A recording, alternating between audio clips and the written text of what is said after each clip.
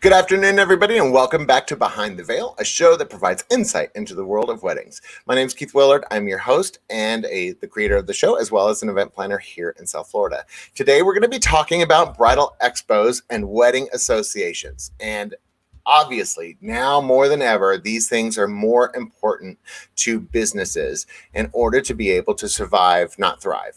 And that's actually going to be one of the topics that we talk about, how to survive during 2020, so that way we can thrive in 2021. And one of those ways is a wedding expo, and another way is to maximize your associations. And we have two great guests to talk about both of those perspectives. But before we get to them, let me introduce Marcy Gutenberg with an affair to remember by Marcy. Hi, Marcy.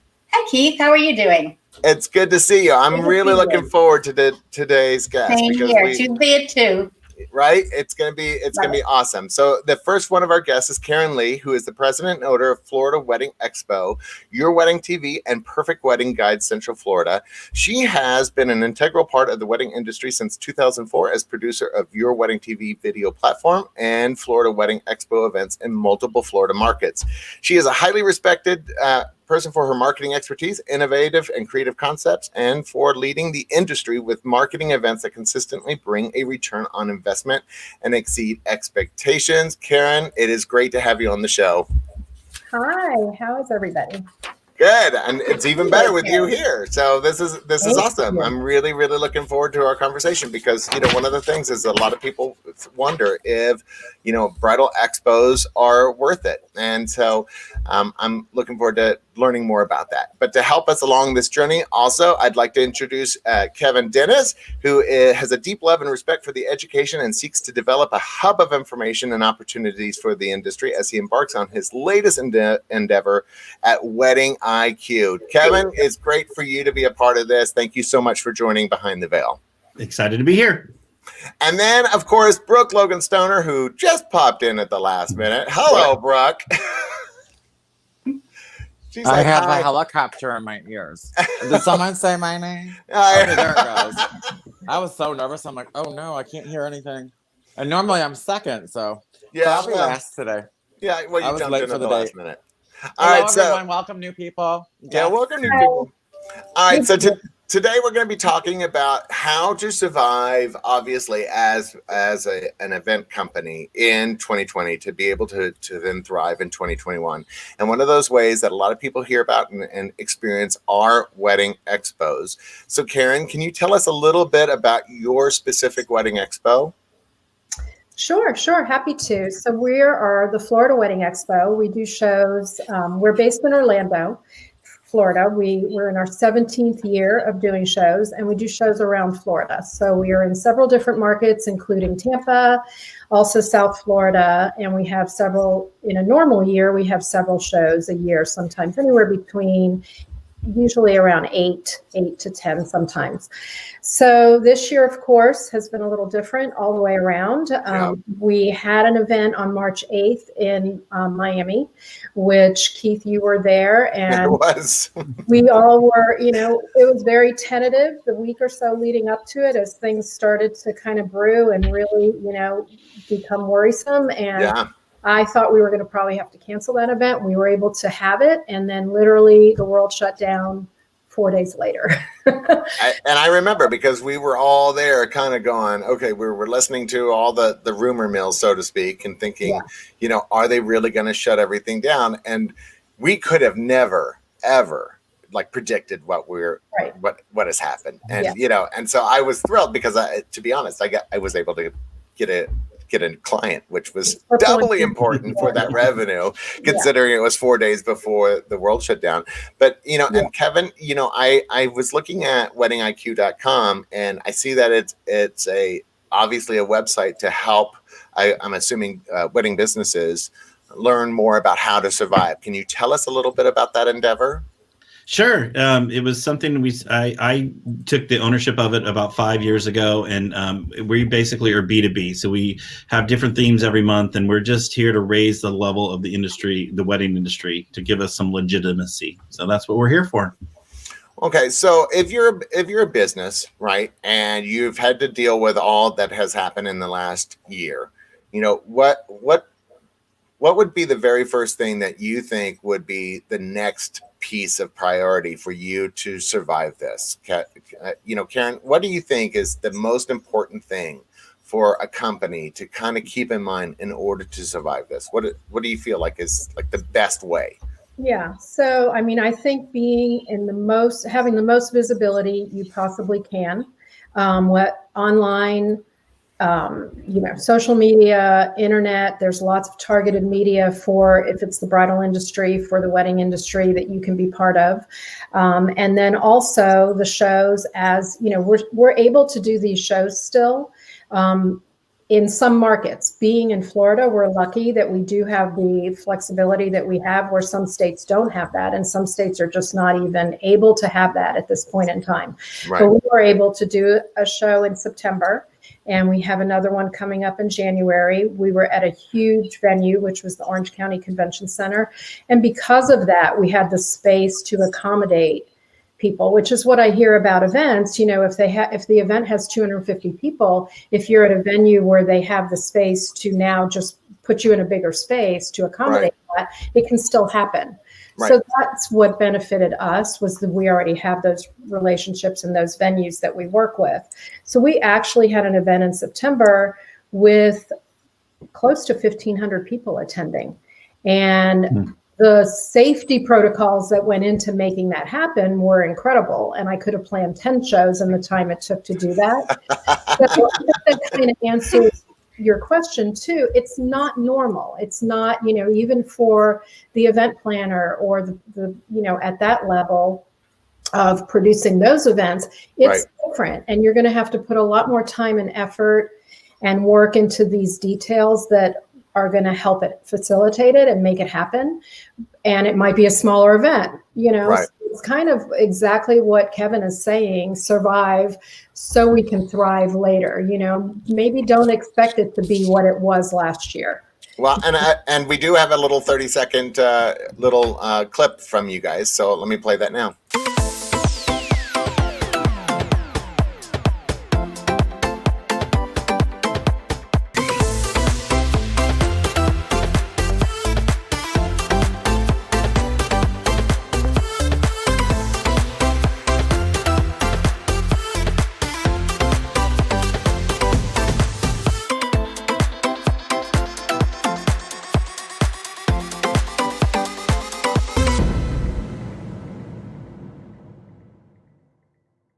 Okay, that looked very much like a regular wedding show, except there were a lot of masks. I mean, I'm assuming it took a lot of extra effort to make it feel so seamless. Yeah, and obviously that's a montage of everything. But for example, our fashion show, usually it's kind of the focal point of the day. It's got a huge crowd of people waiting for seats. They rush the seats when we open the seats. It's crazy. Yeah. They think they're at a rock concert and they're going to catch a t-shirt, which they're super excited about. But we couldn't do that. So we had to modify things like that. So that stage stuff, that went on all day. Right. We had designated seating areas. People were supposed to sit 3 seats apart from the next group. We didn't allow any food or beverage in that area, so they couldn't take off their masks. We had it staffed, so if people took off their masks, there was someone there to hand them one at any time, which automatically prompted them to put their mask back on, or put it back on both ears, not just one.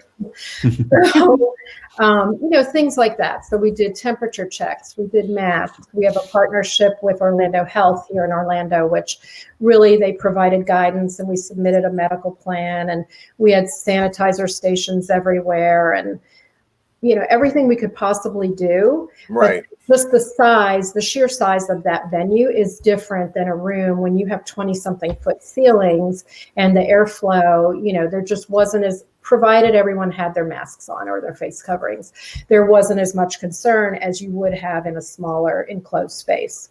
So that definitely benefited. Yeah. So Kevin, I mean, when you're looking at the kind of wedding show and stuff, I mean, I'm going to use your own wording.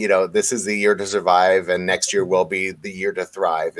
Are wedding shows a good location to start when let's say you're a new wedding business? You started, unfortunately, 5 months before, COVID hit, and now you're looking at the future. you feel like wedding shows is a great place to start? Maybe even to, build partnerships? Oh, for sure. I built my whole business on by a bridal fair. I was the MC of the show, the fashion show, and that really got me out in front of everyone. But just even marketing and networking and talking to everyone while you're there, it's one, connecting with the client, but it's also, you never know, because that florist or caterer might, you might develop a relationship with someone that will then turn into a long-term partnership that will get you a lot of business. So yeah, I really feel there's a lot of value, especially when you're starting up. And then, when it comes to these kind of things, Karen, what are some of the costs that people can kind of expect? And did you change some of your pricing to help, with the community at large when it came to this? Because, and this is a raw question because I didn't do any research on that particular thing. But, obviously people are in a much different financial situation right now where there are opportunities there for people that are trying to get their business just to survive. Yeah, definitely. So we do different types of space in different areas of the show. So our pricing is usually based on the amount of space something takes up. So we have different options for people. Of course, we try to, sometimes people who've done multiple shows in the past are having, an issue with this particular moving forward. So we always try and work with them to figure out how we can, work with them on the pricing or the payment terms or staggering things, whatever we can do to make it work, we always do. One of the things we've talked about in the past with some of the associations too is offering some sort of incentive. So if it's a group like an association where they're bringing in, they want to offer that to their members, we'll work with the group to provide some sort of incentive for them to come and do the show. Maybe they can all be together, since they do work together a lot. And then they have a lot of credibility that I feel we like to show that to our attendees, that we have good companies that are there, that are trustworthy, that belong to these organizations and, work together. And I think that really helps just providing, credibility. Well, because it sounds like it's a real community, and it is actually much like an association. And Kevin, I know that one of your points is how to lean on your association during this tough time. I mean, when you say lean on your community, lean on your association, what are you saying? What do you mean? Well, so I came, I'm the international president of WIPA for the next 31 days. And then we turn it over to Megan. Then I'm done. I'm out. Then it's Megan's turn. But we built a sense of community when, the pandemic hit. It was actually, I remember sitting with Megan at Cater Source and TSC in Vegas as this whole thing was unfolding. And we were like, we got to do something and spring into action.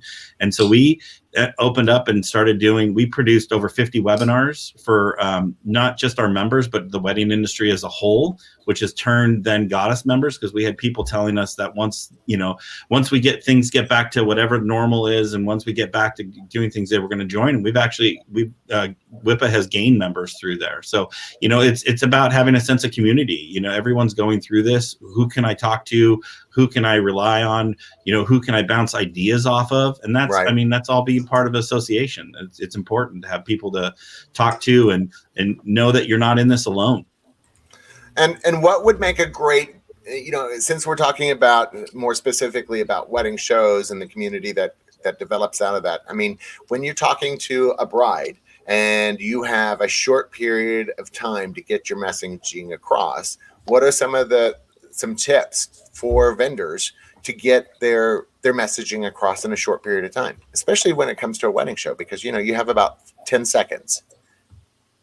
Sure. I think asking questions, making yourself approachable, not just, you're not there to just shove cards in people's faces. I try and let our vendors know to not worry so much about making sure they see everybody. Mm-hmm. Just be ready, like you're saying, just be ready to talk to and try and develop some sort of rapport with the people who are interested in talking to you. So that's key. Right. And asking questions, it may not, You may be a photographer, but you might ask them, hey, have you found your venue yet?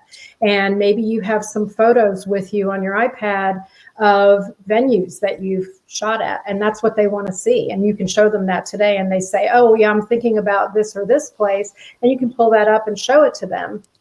And right. You're giving them information. That's what I always try and tell our vendors. Try and be a resource. You be the expert. The more you can provide information and ideas and assistance, and especially now, that's really how we kind of just really stress to the attendees of the show. Right. Our vendors are there to help you. They're there to help you find flexible solutions. Wedding planning is still happening, and you can still have your wedding, and there's lots of ways to do it. And that's what our vendors are there to help you with. And of course, you're going to find you still need those services at the end of the day, but it's the people who provided that assistance to you and gave you ideas. And the couples really appreciate that. I feel like they come away from the events feeling that wasn't what they expected. They feel like people are really trying to help them and trying to provide information. So well, and Kevin's the owner of Fantasy Sound Event Services. I'm assuming that you're still the owner of Fantasy Sound Event Services. I am. Right. And so obviously you've done a million of these wedding shows. What are some tips for like somebody that's in your position to, first of all, maximize that shorter period of time that you're meeting with a bride, and how important are referrals? Oh, well, lots of questions there. No, I'm kidding. For me, when we were doing bridal shows, the biggest thing was to be fun and be different. So, like I started out as a DJ company many, many years ago, and then we've grown into lighting production and decor and that kind of stuff. But when we first started, all the other DJs had all their equipment there and their lights were flashing everywhere. And we started going to the bridal shows without any DJ equipment, because really at a wedding, they're not buying DJ equipment. They're buying the person that's actually DJing their wedding. So that made us stand out different. And then we would give them, we many years ago would give everyone a rose that walked through, and, so having some little catchy thing to have fun with people, I mean, it goes a long way. And even when we were hosting the shows, I mean, we would have fun and really get them excited, and, that just let your personality come through, because you only have that short amount of time. And then that's where I think then the other vendors and the other people that are exhibiting there start seeing you, and then they want to connect with you. And that's where the relationships and the networking comes. And what was the last part? I'm sorry, Keith, I forgot. Oh, no. And how important are referrals from other companies? Well, for me, that's everything. I mean, you will want to, that's the goal, being on that preferred vendor list, especially for like a venue, that's where I get more money from that than I will, more referrals than I would from any other, the not bridal shows, anything. I mean, that's where the gold is, but it takes time. It's a relationship. It doesn't happen overnight.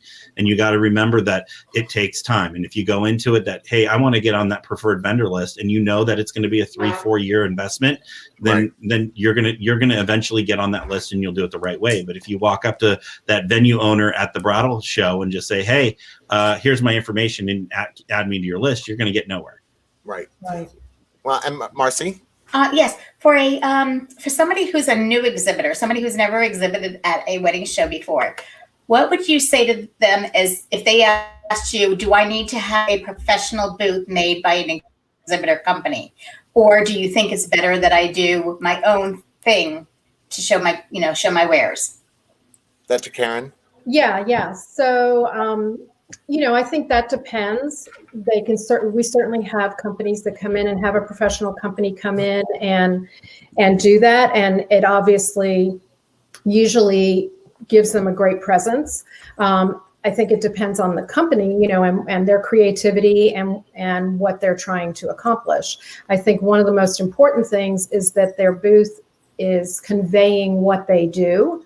A lot of times, there's flowers everywhere, and they're not a florist, they're a photographer. Right. Or there's photos everywhere, and they're not a photographer.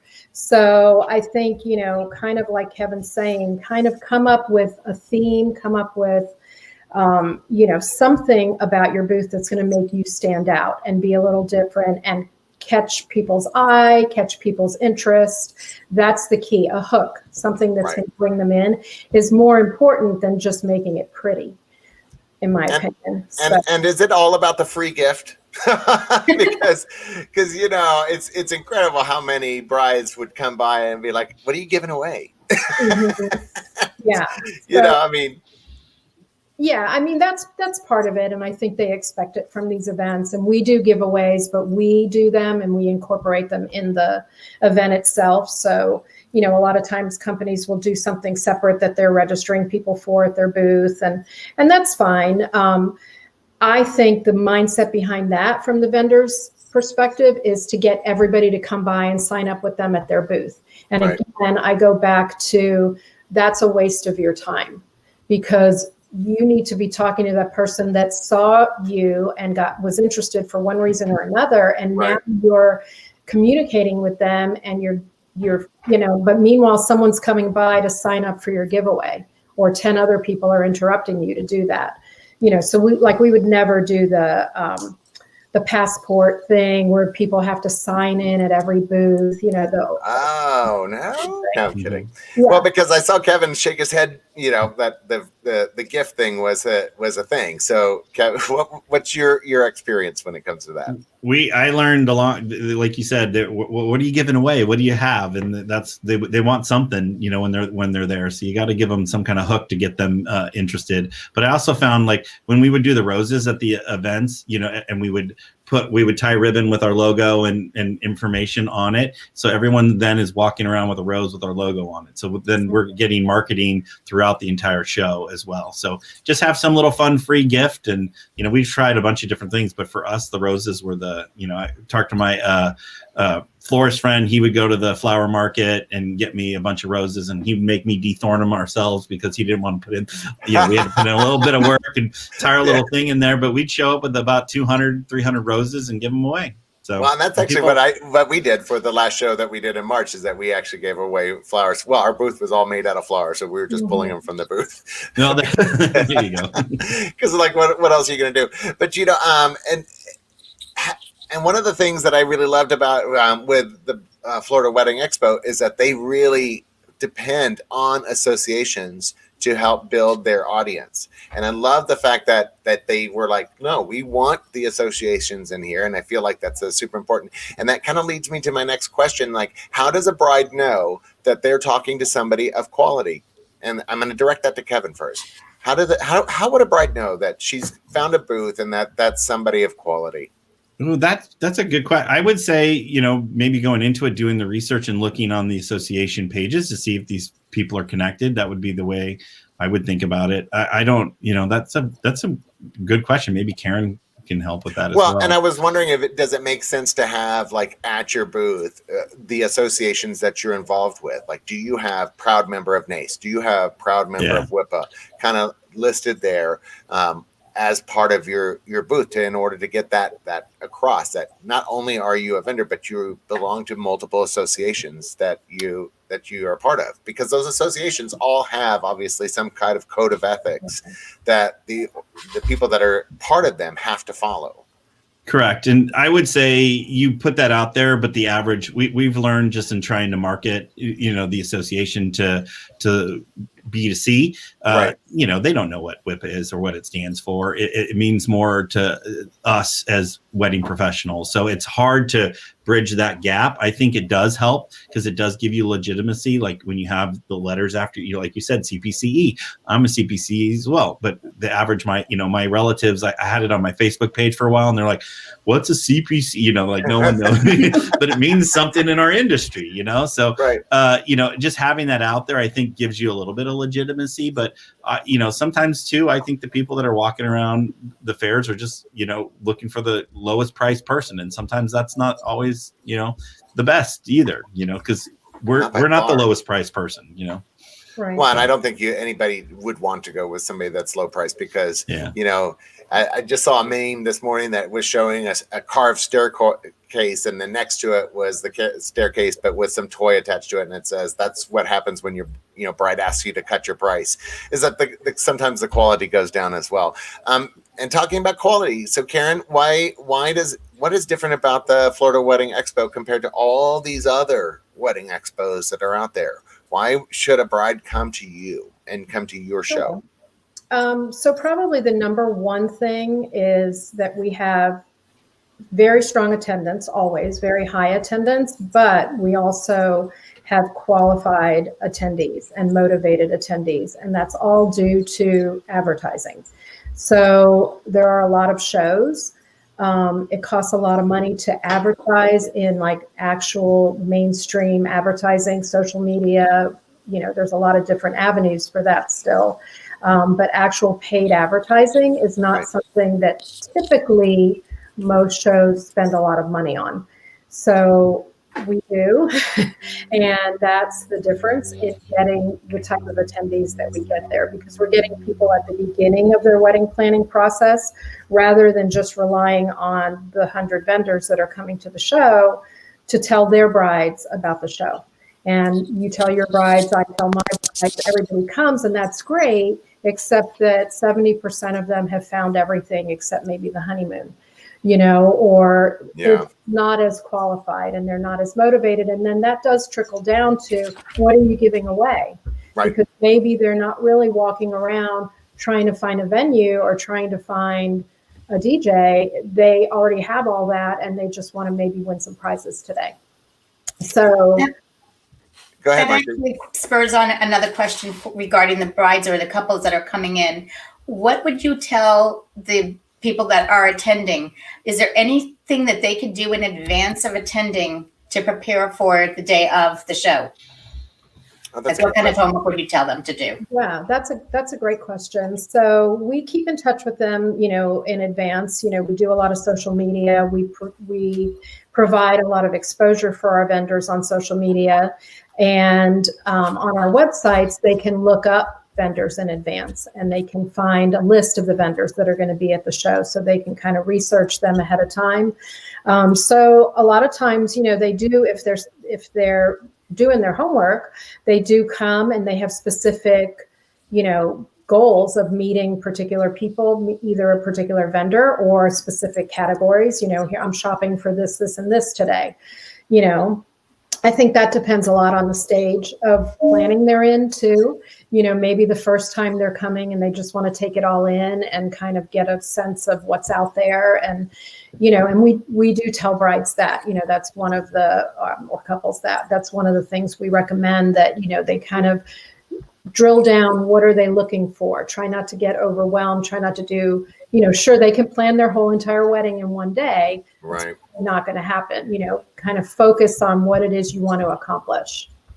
Well, Kevin, you're the owner of a business. I mean, what are you focusing on when it comes to marketing? Even if it's not a show specific, what is something that people out there can do in order to survive 2020?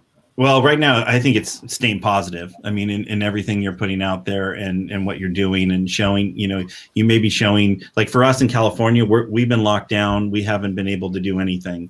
And we just went even backwards, so the little bit we were going to do 10 weddings in December, and that all got shot, so we're trying to remain positive and not, woe is me out in the media, and keep it, going forward in a positive manner. I think that's the biggest thing, especially like with our Instagram, and, we've had to pivot, and start showing, we started celebrating people's anniversaries and looking back and doing just different things to keep showing fun, different things. So. Well, and so you brought up pivoting, and I know it's like going to be the word that everybody hates in 2021. Please, I never want to hear the word pivot again.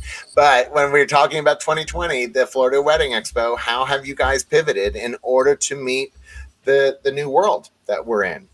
Sure. Well, for the shows, we did a lot of different things. Like I mentioned earlier, we had to modify a lot of things just for safety reasons. We also streamed the show. We did real-time streaming the day of the show. We had a great partner with one of our photography and video companies, which was PB&J Studios, and they live streamed the event. They went around the whole entire day, interviewed every vendor that was there. We sold tickets to that, so it was a lower price ticket, but that way we did some prize giveaways as well. So that way the people who weren't comfortable coming or couldn't come for whatever reason could also be part of the show. And we're, providing that as a service to our vendors there. as well. So we didn't, they didn't get charged for that. They were just part of the live stream because they were part of the show. So they had the benefit of that. And that had some really good traction after the event as well. Right. That's one of the things I think with live streaming and a lot of the stuff that's happening online now instead of in person. Right. I think it's great. And obviously it's serving the purpose for right now, but I also think it has legs for the future. So when you create this content, at least that's our plan. When we create some of this content that we're using online now, right. That's one of the reasons why we're redoing our website, is to have a home for all of it. Because even under normal circumstances, the show happens on a Sunday and 2 weeks later there's new brides. There's not another show for 3 months. So all that information that we can now pull out of the shows and create content with, we'll have that as a resource for prospective people who get engaged later, and then also to continue to promote our vendors who were there. Right. So are these shows based on quarterly per region, or how does that work? They're pretty much quarterly. We do them kind of seasonally. So January, February is always a big time of year for shows in general. Obviously, with a lot of engagements happening over the holidays, that's just kind of prime time. So we typically do a January show, and then we'll do a spring show. And then there's also sort of a summer engagement, another uptick in engagements over the summer typically. So we'll also do a summer show. And then just depending on the market, we'll either do a fall show, add a fall show, or do a summer or fall show type of thing. And are they done by region? Yeah. Yeah. Because I know you were here in South Florida for like one show, and I told everybody that was the best show that I'd been in. And then, of course, it was 6 years, I think. Yeah. Before I was like, come on. We did 2 shows in South Florida. And then it was several years before we came back and did a show 3 days before the pandemic hit. But so one of the challenges that we have, and kind of what I mentioned before, was that we have the luxury of having these huge event spaces in Orlando. Orlando is just a big convention-based market. So besides the Orange County Convention Center, even the hotels here have just huge venue space. That is not the case in most markets.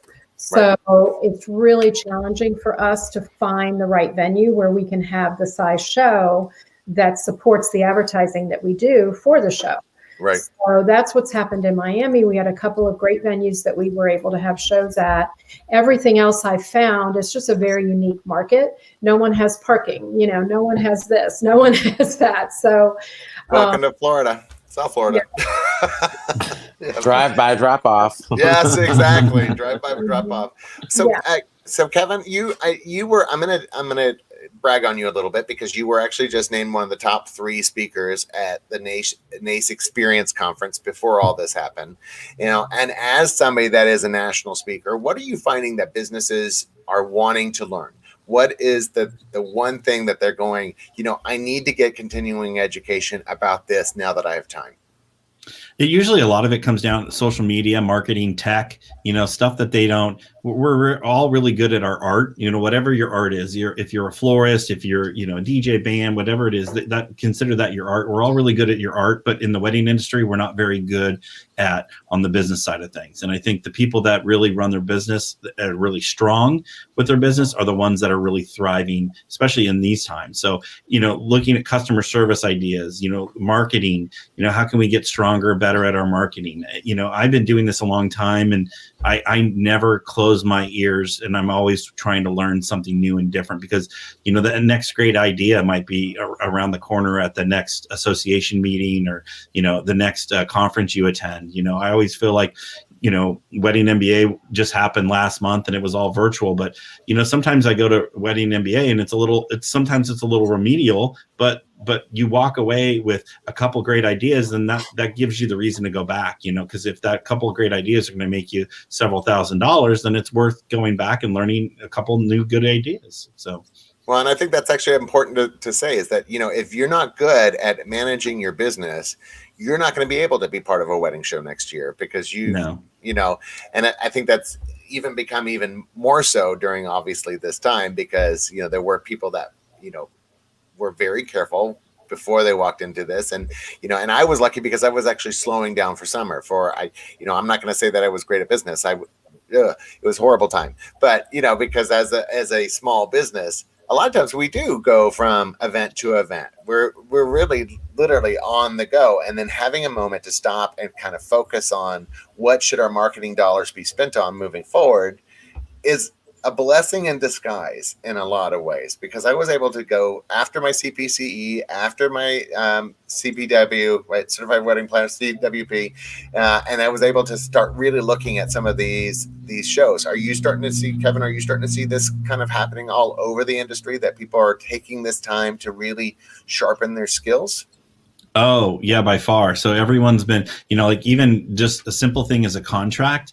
I've learned more about contracts this year than I think I ever have. So just even because I think people just keep using the same old contract over and over again. And, what was in my contract that protected me from the pandemic and all that kind of stuff. And, I was very fortunate that we redid our contract about 4 years ago, and we had in our force majeure clause, one of the things that was in there that was listed was a government shutdown. So we were covered, but, like I have friends that weren't covered. So, right. I think really looking at your policies, your procedures, your SOPs, this is a time to really kind of scratch what you're doing and start over. I mean, I've had so much time. I've reorganized our entire warehouse. Everything's now clean and organized. And I kept finding things in our warehouse. I'm like, we haven't touched this in 12 years. What do we still have it for? So it's been, a time to really look at, from your website. We read every page on our website just to make sure, is it still relevant? Is the text on there still current? Is it still what we want people to see and do? Because we get busy and we don't have time to do the little minutia things in our business. Yep. And then, and that the little minutia things, unfortunately, are the stuff that will set you apart from someone else. Because, you could have, hey, back in 1989, I did that, like your website's so old that it has old dates on it and different things, you really need to keep all that stuff up, and we get busy and we forget about all that stuff. Yeah. How do you, I'm going to direct this question actually to both of you. How do you, oops, hello, somebody answer that. That's all good.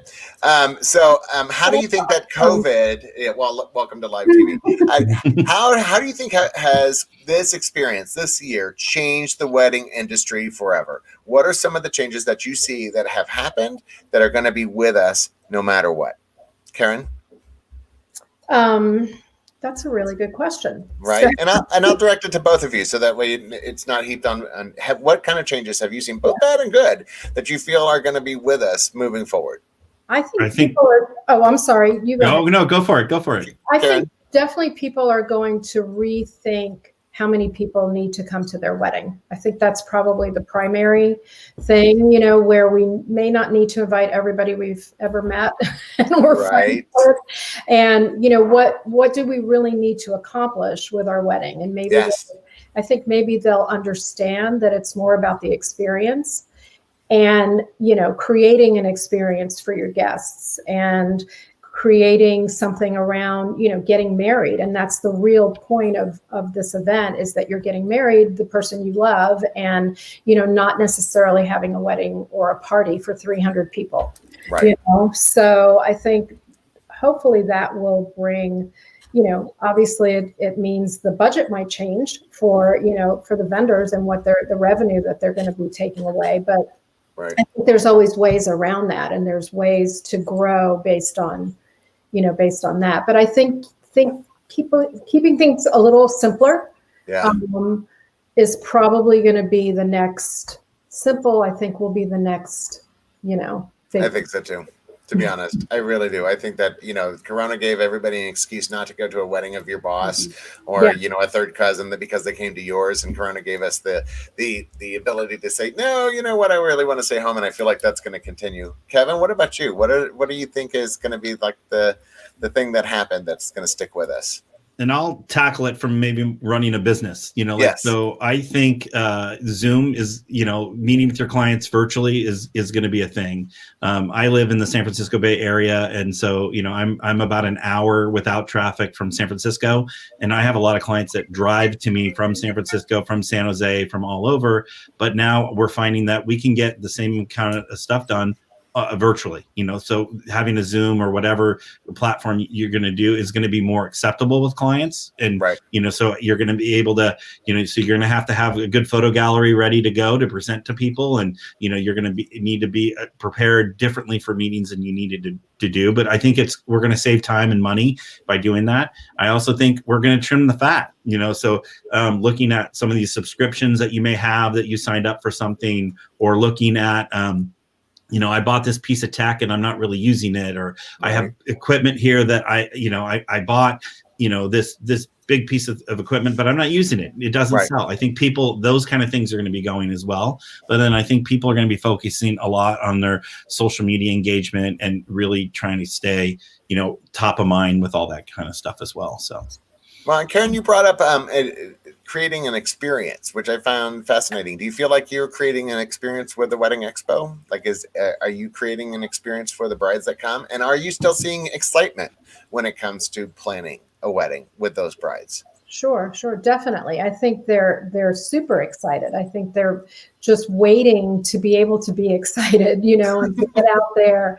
And that's what we saw at the event that we just had, because as I mentioned, we did a live stream, virtual version of the event, and we were advertising it, selling tickets to it, and people would click on those ads and buy tickets to come in person, because they wanted to be there. So the vast majority of people, obviously some people can't come for whatever reason, but the vast majority were just excited to be there. And then when they were there, definitely that's what I heard from 99% of the vendors, was that the people that were there were just so excited to be there, so open to information.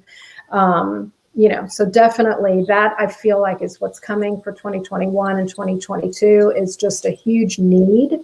And they're happy to be engaged. So with that comes, the excitement part of it. Right. So and as far as a experience, right, that's always our goal. So we try as much as we can ourselves in what we're producing with the show to, as much as we kind of have a tried and true version and, kind of the, how we do the shows, that doesn't really change much, because that's the basics and that's what we do and it works and we keep it organized. But, with technology or with social media, whatever we can do to integrate in the show to make it more interesting and more fun, and for those people that are coming to have a great day, with whether it's with their fiance or with their friends. Yeah, that's what we're always trying to do. So we encourage our vendors to do that as well.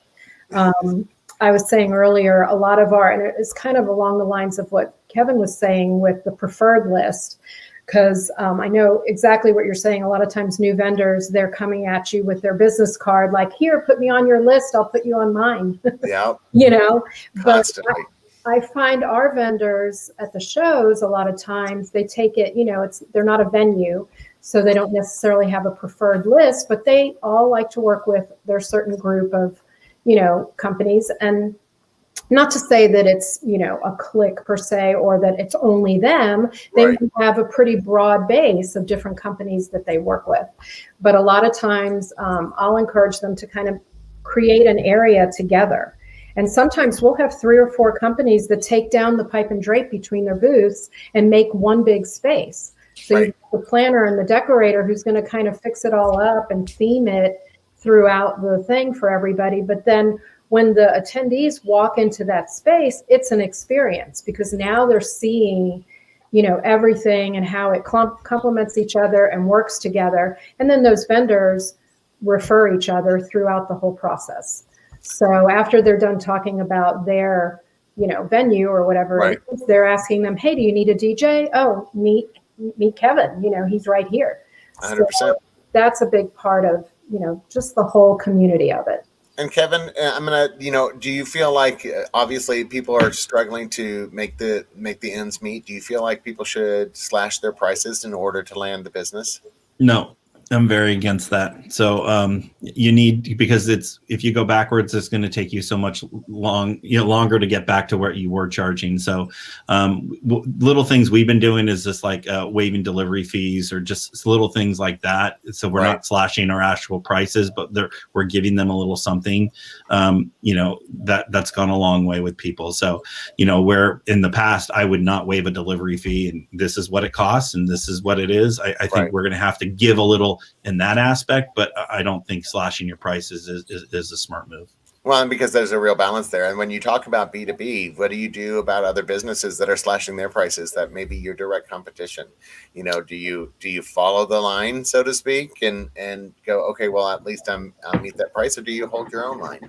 I think you hold your own line. I think, and it's a tough thing to do, but I think in the end, because they're going to run themselves ragged and the quality is not going to be there for them. So that'll lead to bad, reviews and, all that stuff for them. And in the end, if you're still providing the quality, I'm honest with people, I can't do that for that price and give you the quality that you would expect from me, period. And that resonates with them. I just recently had a phone call with someone that had better price on drapery and a better price on lighting, but then ended up going with me because I explained that, like when we do our drapery, we steam it on site before we leave, and every piece of our drapery is washed in between every use, so that's something different that I know that other company they were comparing us to does not do. And so they understand the value there. So if there's a value there, I think people will still pay for it, even in the pandemic times.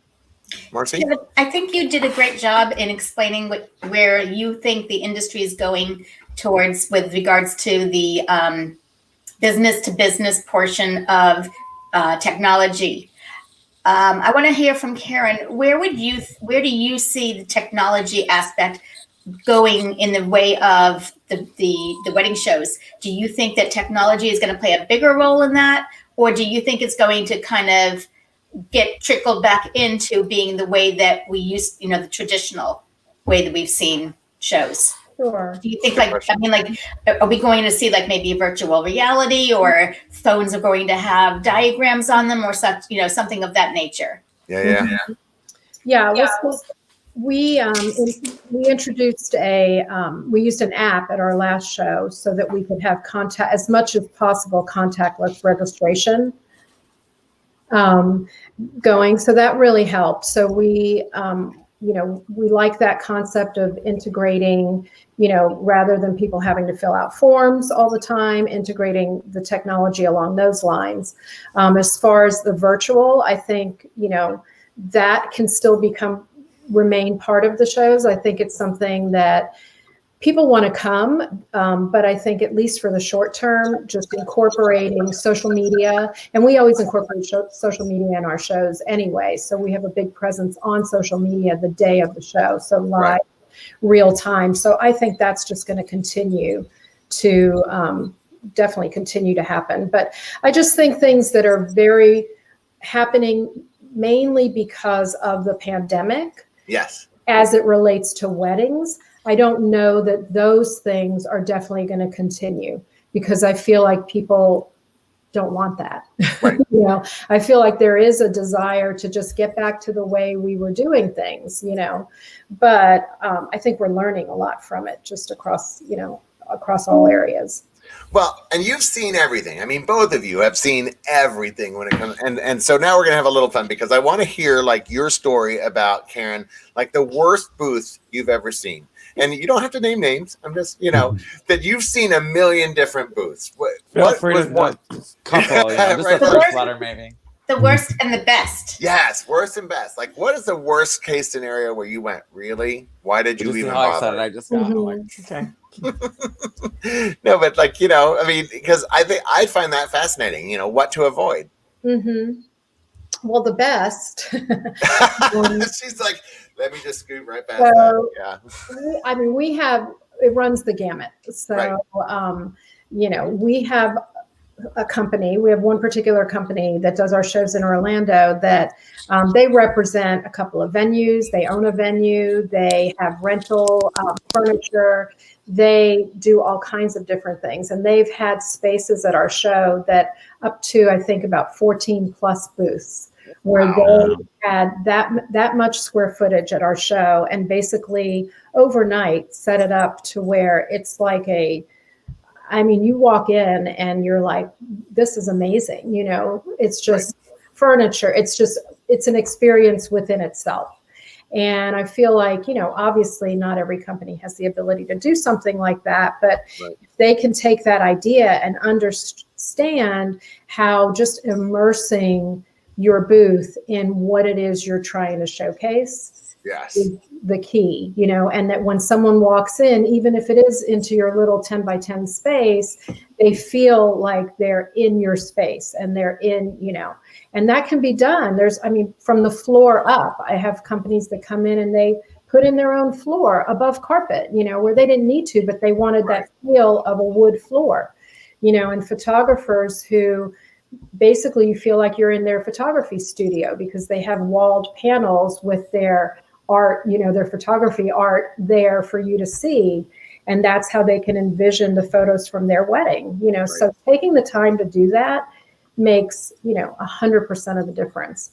And then, I guess the worst is yes. This is, I'm like, come on. I just don't even know. They just come in and they have their business cards and they put and a lot of times it's corporate, it's the company doesn't even know what they're doing at the booth because they've put their table in front of the booth just like it came, and they put their 2 chairs and they're sitting behind it and they're on their phone most of the time. And I usually walk around and take pictures of those people on my phone so that if I hear from the company and that the show didn't work, I can show them what their staff was doing at the show. Never really happens, but there's nothing more boring than seeing a booth with just 2 people both on their phone and there's a business card and you're like, okay, what's orange.com? I have no idea. And I'll walk up to them and ask them, how's it going? And you guys have goodness. So I guess I need to learn. So my phone is off, but it rings through to my computer. So no, we understand. So I need to find the way around that. At least it's not the old dial-up AOL. Yes. Oh my goodness. Well, and Kevin, same for you. Like, what is kind of your best and worst, because you're talking to businesses all over the place and you've seen it all.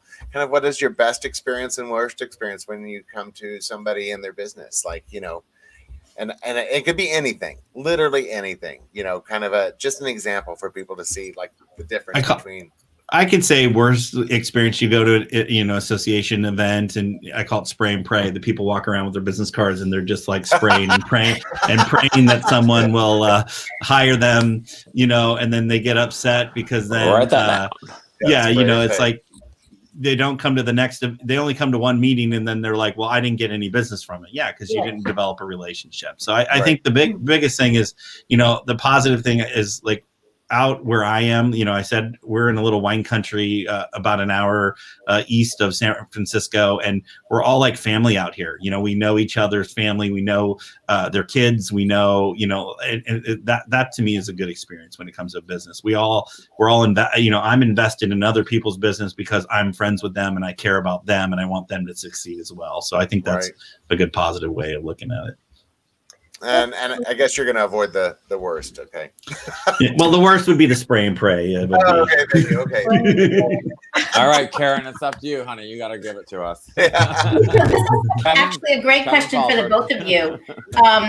As far as you attending other conferences out there, is there something that you've taken away from other conferences that you feel either you've implemented or done better because you've seen it somewhere else? Question. Yeah, I always feel like I take something away from any conference I go to. So even if it's not necessarily related, so we went to Wedding MBA a couple of years ago, and it's not really, it's not really geared towards what we do. It's more for those companies that are there doing weddings. But I felt like I learned a lot from all the speakers talking, because I can always kind of convert it to something that I can use. So I always feel like I take away something, and if nothing more, then how can I do that better? As you said, if you're at an event and you do see something that is either a good idea or just wasn't, really wasn't executed to the best way it could be, if you have an open mind, you can look at that and say, hey, that's not a bad idea, but maybe we could try it this way. Right.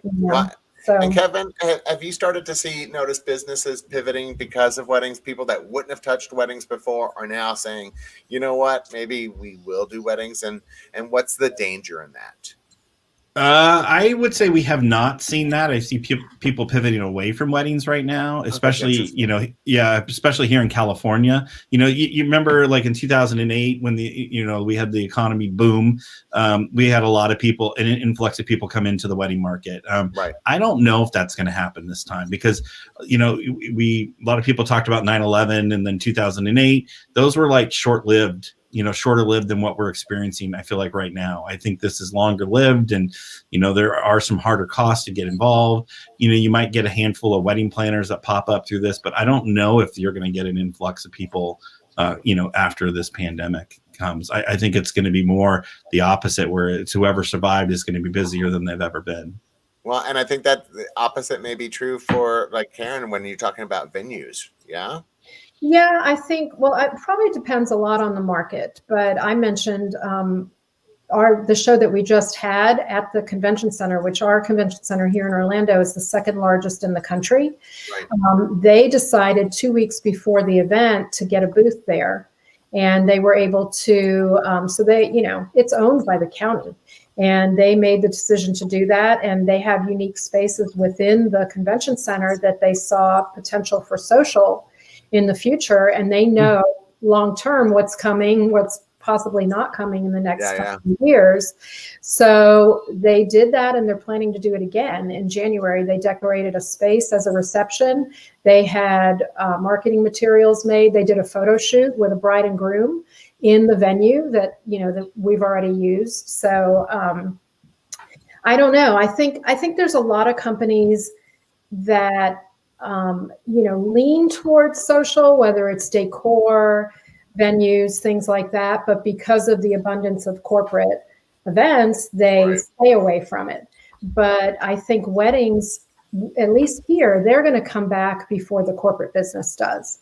There's definitely going to be weddings happening for the next 2 years where, the travel business bringing in, huge conventions is not going to come back right away.